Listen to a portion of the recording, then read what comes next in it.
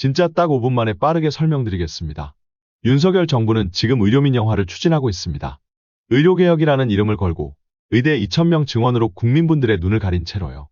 건강보험 제정은 2028년에 고갈될 예정입니다. 하지만 건강보험료를 올리는 건 다들 반대하실 겁니다. 그래서 정부는 두 가지 방법을 준비했습니다. 첫째로 공보험인 건강보험에서 돈을 더 적게 쓰기로 했습니다. 둘째로 민간보험사에서 돈을 끌어오기로 했습니다. 즉, 사보험 영역을 만들어서 의료 민영화를 하기로 한 거죠. 갑자기 무슨 소리냐고요? 정부가 발표한 필수 의료 패키지를 보면 말씀드린 두 가지 모두 다 나와 있습니다. 나라 돈은 적게 쓰고 보험사 돈을 가져오는 거요. 첫째로 정부는 건강보험의 가치 기반, 성과 기반 지불제도, 대체지불제도, 책임의료조직 등을 도입한다고 했습니다. 이름은 뭔가 있어 보입니다. 그런데 논문들을 살펴보면 이 제도들은 다 미국에서 이미 하던 것들입니다. 왜? 환자분들에게 들어가는 나라 돈을 아끼려고요. 그 방법들을 내용뿐만 아니라 이름까지 똑같이 베껴온 겁니다. 이 제도들의 본질은 주치의제, 포괄수가제, 총액계약제 등입니다. 얘네들의 공통점은 보험 재정에서 나가는 돈을 줄일 수 있다는 겁니다. 즉, 나라 돈이든 보험회사 돈이든 환자분들한테 들어가는 돈을 틀어막겠다는 겁니다. 그래도 뭐 어쨌거나 국민분들, 환자분들 불편한 것만 없으면 되는 거 아닐까요? 하지만 불편하실 겁니다. 이 제도들의 또 다른 공통점은 환자분들과 의사에게 비용과 불편을 떠넘긴다는 것이니까요. 표에 보시면 의료 접근성이 낮아질 가능성이 높고 과소진료 가능성이 높다고 되어 있습니다. 한마디로 이제 국민분들이 편하게 바로바로 전문의 진료 보는 걸 막겠다는 뜻입니다. 왜? 환자분들이 진료를 편하게 많이 보실수록 나라 돈이 많이 들어가니까요. 전문의 진료를 보려면 일반의의 진료 의뢰서가 필요하든 대기시간이 길어지든 불편한 방향으로 바뀌는 제도들이라는 말입니다. 환자분들과 의사는 손해를 보고 국가와 보험회사만 이득 보는 제도인 거죠. 아니 그러면 이제 어떻게 진료를 보라는 말이에요? 라는 생각이 드실 여러분께 정부는 사보험, 민영화 의료를 눈치 못 채게 슬그머니 제시하고 있습니다. 필수 의료 패키지에는 건보 본인 부담, 보장 범위 개선 등 공사보험 역할 정립이라는 말이 나옵니다. 근데 건보 재정이 고갈 위기인데 보장 범위를 늘린다는 말은 아닐 것 같죠. 게다가 앞에서 정부는 이미 환자분들한테 나라 돈 들어가는 걸 틀어막는 제도들을 도입하려고 하고 있다고 말씀드렸습니다. 그렇다면 이건 사실상 건강보험 보장 범위를 줄이겠다는 뜻인 겁니다. 또한 급여, 비급여 혼합진료 금지 내용도 있죠.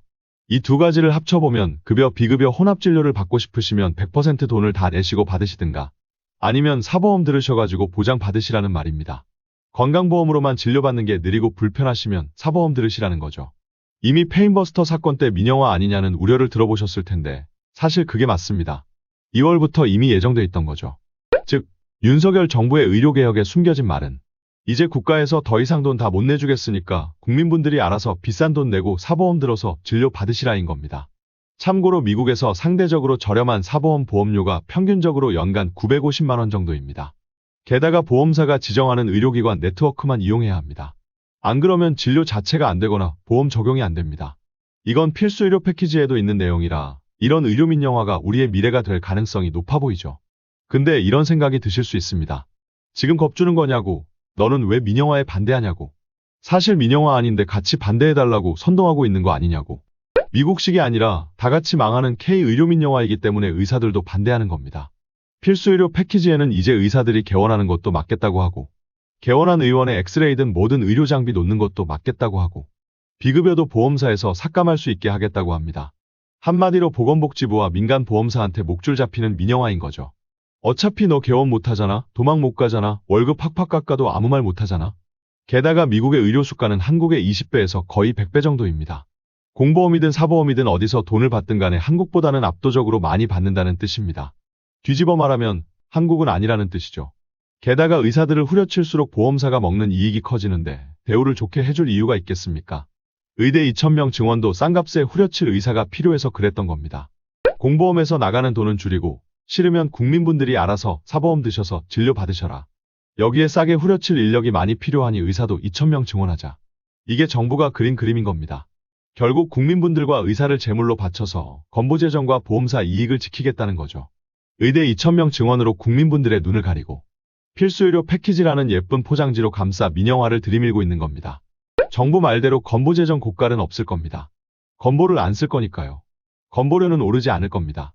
사보험 보험료가 오를 테니까요. 민영화는 없을 겁니다. 민영화라는 단어는 쓰지 않을 거니까요. 이게 진짜로 국민분들께서 원하시는 것인지 다시 한 번만 생각해 보시면 좋겠습니다. 5분이 되었네요. 영상 시청해주셔서 감사드립니다.